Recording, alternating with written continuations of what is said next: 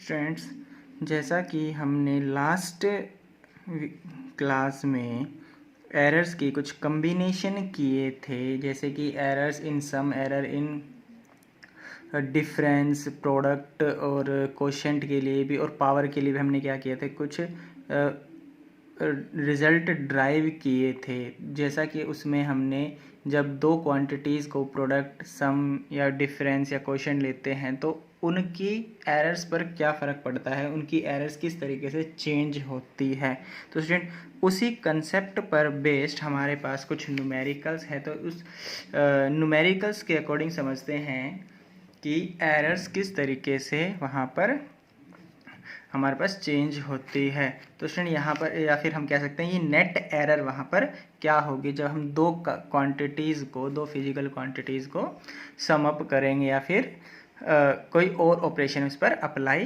करते हैं। तो स्टूडेंट यहाँ पर सबसे पहले हमारे पास जो क्वेश्चन है क्या, कि the initial and final temperature of water recorded by an observer 40.6 plus minus 0.2 degree Celsius, ये क्या है स्टूडेंट, इनिशियल टेम्परेचर है। ये क्या है स्टूडेंट, यहाँ पर इनिशियल टेम्परेचर है।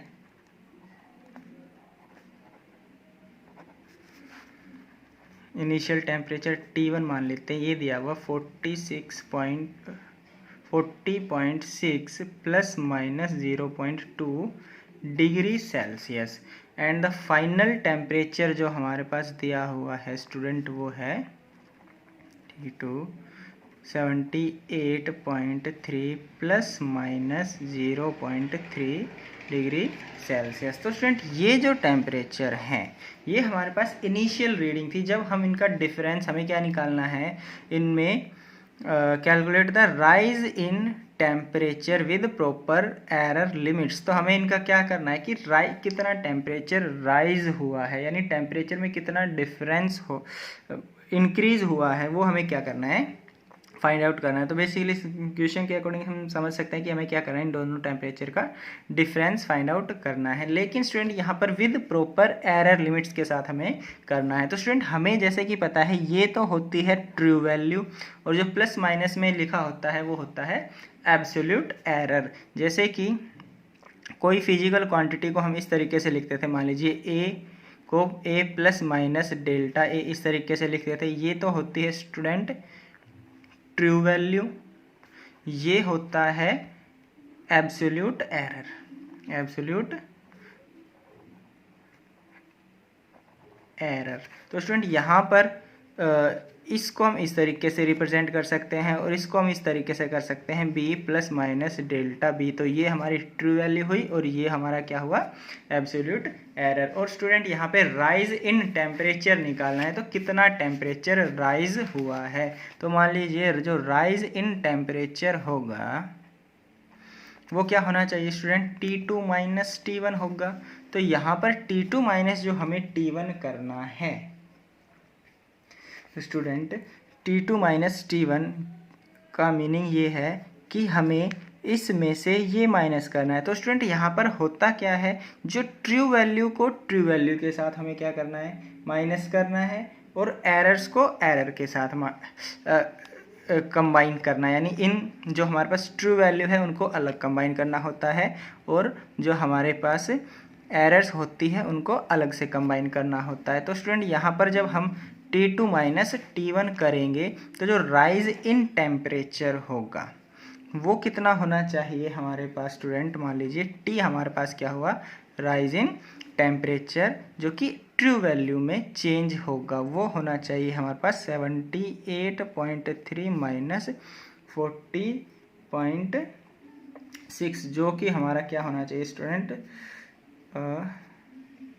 37.0 डिग्री सेल्सियस। तो स्टूडेंट ये तो ट्रू वैल्यू में क्या हुआ, चेंज हुआ।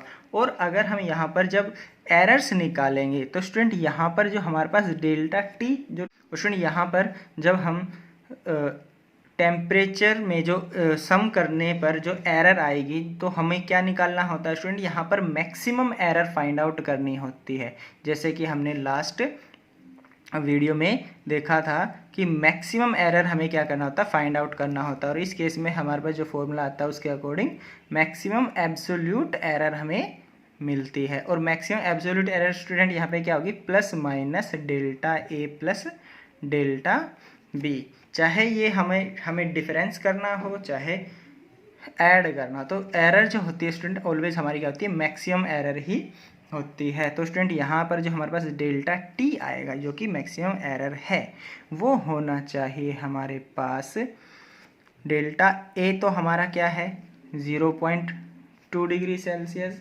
और जो हमारे पास डेल्टा बी है वो है 0.3 डिग्री सेल्सियस। तो हमारे पास स्टूडेंट ये आ गया 0.5 डिग्री सेल्सियस। तो ये हमारे पास क्या है डेल्टा टी। तो जो हमारे पास चेंज इन, जो राइज इन टेम्परेचर है वो स्टूडेंट हमें कैसे लिखना है, T plus minus delta T, यानी ये तो ट्रू वैल्यू में चेंज है और ये हमारी क्या है एरर। तो स्टूडेंट हमारा जो आंसर होगा विद प्रॉपर लिमिट, टी जो हमारे पास आया था 37.7 डिग्री सेल्सियस प्लस माइनस 0. ये हमारा स्टूडेंट क्या होना चाहिए, प्लस माइनस होना चाहिए। ये क्या होगा, प्लस माइनस 0.5 डिग्री सेल्सियस। तो स्टूडेंट ये हमारा आंसर होगा विद प्रॉपर लिमिट्स। स्टूडेंट इसी तरीके से हम और भी एग्जाम्पल के थ्रू इसको समझ सकते हैं। मान लीजिए हमारे पास एक और एग्जाम्पल है, जैसे कि हमें दिया हुआ है the side of a rectangle are, एक रेक्टेंगल दिया है जिसकी एक साइड ये है with error this and the other side is this, calculates its perimeter with error limits. तो स्टूडेंट यहाँ पर क्या है, इस तरीके से हमारे पास क्या है, ये एक रेक्टेंगल दिया हुआ है।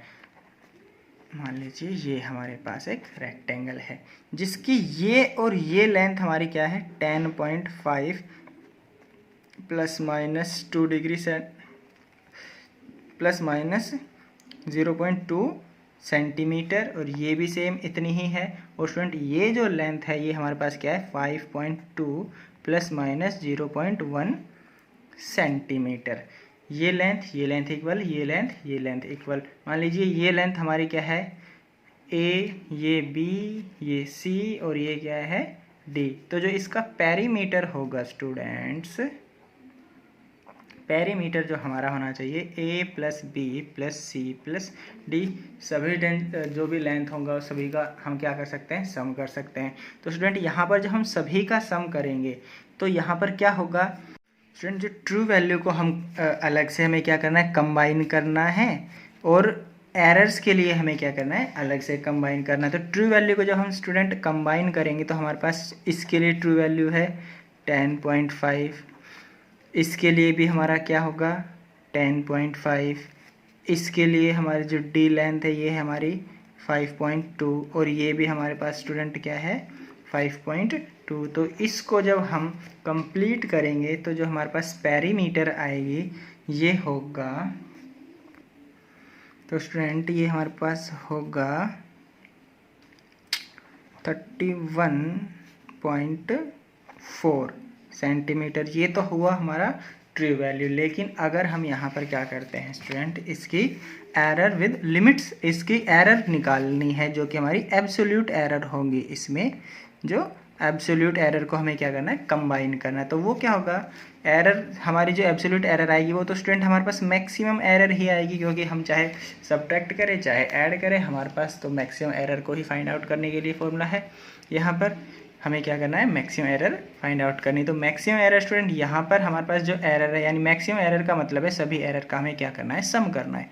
तो यहाँ पर 0.2 है तो यहाँ पर भी सेम लेंथ है, तो सेम ही हमारे पास क्या है एरर आएगी प्लस 0.2। यहाँ पर है हमारे पास 0.1 और इस लेंथ के लिए जो होगी हमारे पास 0.1। तो इसको जो हम कंबाइन करेंगे तो स्टूडेंट हमारे पास आएगा 4 2 6 0.6 सेंटीमीटर। तो स्टूडेंट यहाँ पर ये हमारा क्या हुआ डेल्टा पी, यानी एरर इन पेरीमीटर। तो जो हमारे पास पेरीमीटर होगा student with proper error limits वो होना चाहिए 31.4 प्लस माइनस 0.6 सेंटीमीटर। तो स्टूडेंट ये इस तरीके से हमें क्या करना है, इनको सोल्व करना है। और स्टूडेंट यहाँ पर एक और हमारे पास क्या है, न्यूमेरिकल है जो कि पावर पर बेस्ड है। तो स्टूडेंट यहाँ पर इसको भी हम क्या कर सकते हैं, फाइंड आउट कर सकते हैं। तो यहाँ पर हमारे पास क्या है, physical quantity x is the calculated from the relation. मान लीजिए आपके पास एक फिजिकल क्वांटिटी है जो कि इस तरीके से कैलकुलेट की जाती है, a² b³ / c√d।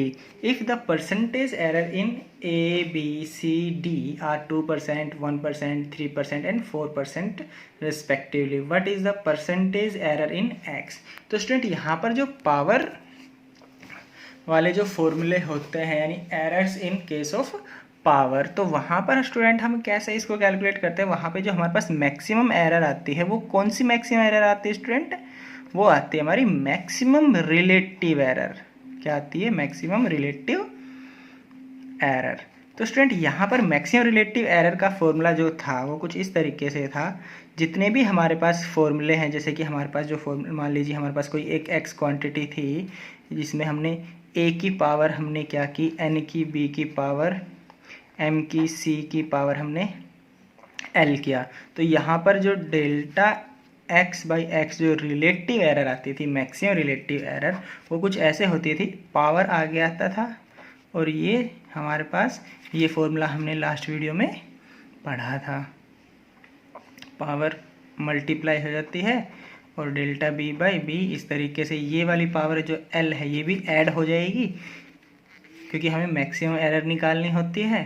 तो ये l आ गया डेल्टा c/c। तो स्टूडेंट ये जो टर्म है ये हमारी रिलेटिव एरर्स होती हैं।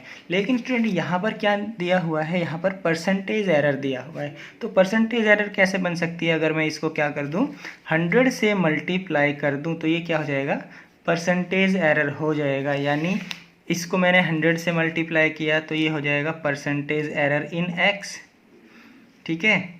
और यहाँ पर इसको मैंने मल्टीप्लाई किया तो ये हो जाएगा परसेंटेज एरर इन a। 100 को इससे मल्टीप्लाई करेंगे तो ये हो जाएगा परसेंटेज एरर इन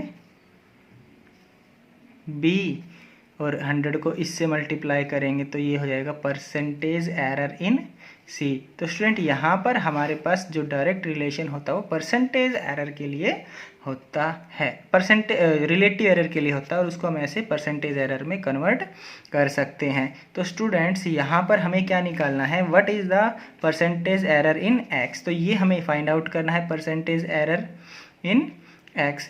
तो ये हमारा क्या हुआ, n क्या है स्टूडेंट, यहाँ पर a की पावर है जो कि 2 है, लिख सकते हैं, multiply with percentage error of a।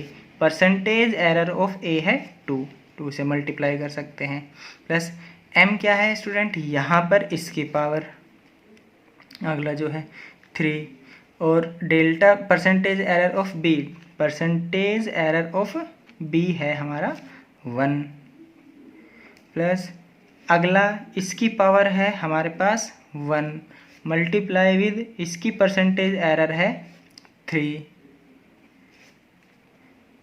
इसकी जो d की पावर है स्टूडेंट वो है हमारे पास हाफ, और इसकी परसेंटेज एरर है 4।